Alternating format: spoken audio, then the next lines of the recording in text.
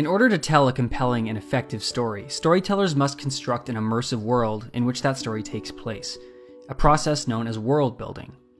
Some stories require more detailed world building than others, but in the end the point is the same. Suspend our disbelief, draw us in, make us buy into the world you've created.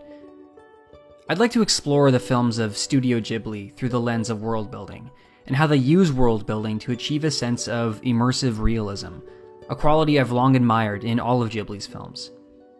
Through masterful animation and attention to detail, Studio Ghibli consistently crafts immersive, unique films that strike a difficult balance between fantasy and reality.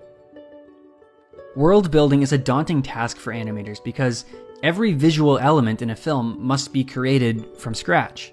There's nothing there until it's drawn. This is where Ghibli excels. Their animators demonstrate a mastery of technique and a strict attention to detail with every single scene to really bring the world that was in the writer's mind, the storyteller's mind, to life. No matter how far-fetched and imaginary the story, the world of a Ghibli film consistently feels tactile and realistic. To quote Hayao Miyazaki, "Anime may depict fictional worlds, but I nonetheless believe that at its core it must have a certain realism. Even if the world depicted is a lie, the trick is to make it seem as real as possible. Stated another way, the animator must fabricate a lie that seems so real, viewers will think the world depicted might possibly exist."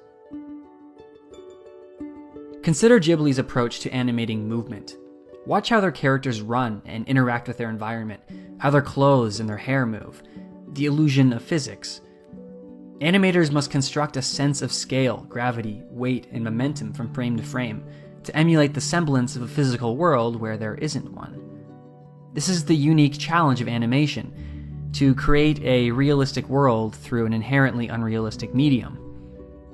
This trait isn't unique to Ghibli's films, but they consistently achieve a realistic, tactile, seemingly effortless sense of realism through their approach to movement.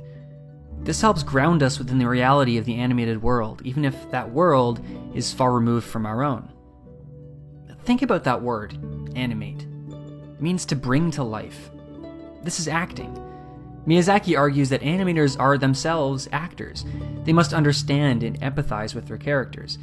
Animators share in part of the actor's process. They must consider, what is their character's motivation in the scene?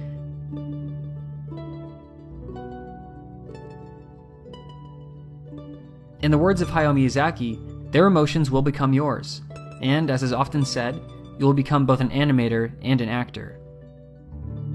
Of course, voice actors do a lot of the acting, but voice acting is disembodied until it's attached to a drawn character.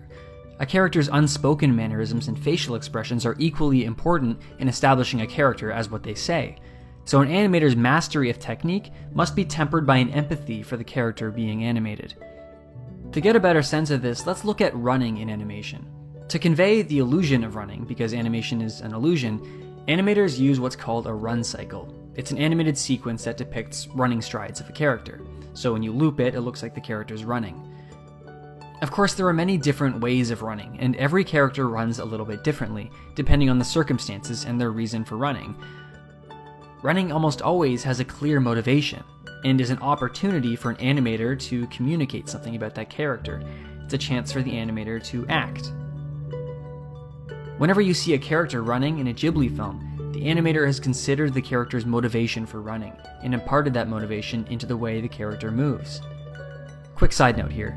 Achieving realistic movement in animation is so notoriously difficult to accomplish that many filmmakers have used the technique of tracing live-action footage as an easier shortcut to accomplish a realistic result. It's a process known as rotoscoping. The thing is, though, it usually ends up looking kinda creepy, to be honest. It just lands right in the uncanny valley. Take Ralph Bakshi's infamous animated adaptation of Lord of the Rings, for example. But that's a topic for another video. Point is, it was never animation's task to emulate real life exactly. It's instead just to create an analog, so to speak. Some imaginary world adjacent to and reminiscent of our own, but not necessarily identical. Animators can take the rules of our world and bend or break them however they wish. That's part of the magic of animation. But to achieve a level of immersive realism, as Ghibli so often does, there must exist an underlying familiarity with the characters and the world where the story takes place. All of this comes back to how Ghibli depicts movement. In animation, movement must be used to convey a sense of relative scale and weight. Ghibli not only accomplishes this with grace, but also conveys the emotions and traits of their characters through attention to minute details of their behavior. There's a scene where Chihiro puts her feet into her shoe. And it would just be a very simple scene. You might just animate it and she puts her shoes on and moves, runs off. But he's observed the way a real little girl does it. She doesn't just put her feet in her shoes. She makes sure that it's snug and tight. And in this scene, you can see her kind of tap her toes into there, and then she goes running off. And it's these little just magic moments that convince you that this is not an imaginary world. This is real. In Spirited Away, the bathhouse feels alive and real. While it's inherently unbelievable, we believe it exists in the context of the world of Spirited Away because it's so well established. There are employees with jobs to do, sleeping quarters, a coal-powered furnace that heats the baths, different kinds of soap for different clients, even a process by which to call certain kinds of soap for different kinds of baths. If you followed another employee, what would their day be like? That's fun to imagine. With all of these details, it feels like there are untold stories unfolding in the background. This is the importance of proper world building. It doesn't feel like a cheap facade put up for the convenience of the story we're being told. Instead, there's depth and richness to the world. It feels like it extends beyond the edges of the frame. Case in point, Princess Mononoke. It's set in a medieval world inspired by Japanese folklore.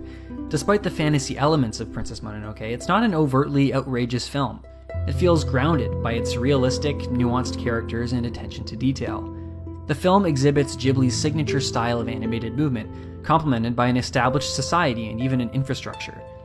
Look at Irontown as an example. The society and culture is established to the point where we can infer clear gender roles. The women work the bellows while the men venture out with Lady Eboshi to collect resources. These details aren't the focus of the film, but they build a periphery which strengthens the main story. They help create a world believable to the audience.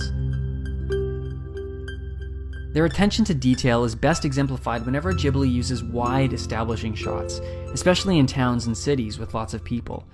This illustrates the immensity of the animator's task to create every single element of a world from scratch. Notice how every background character is placed, the actions they're given, the intentions they may have.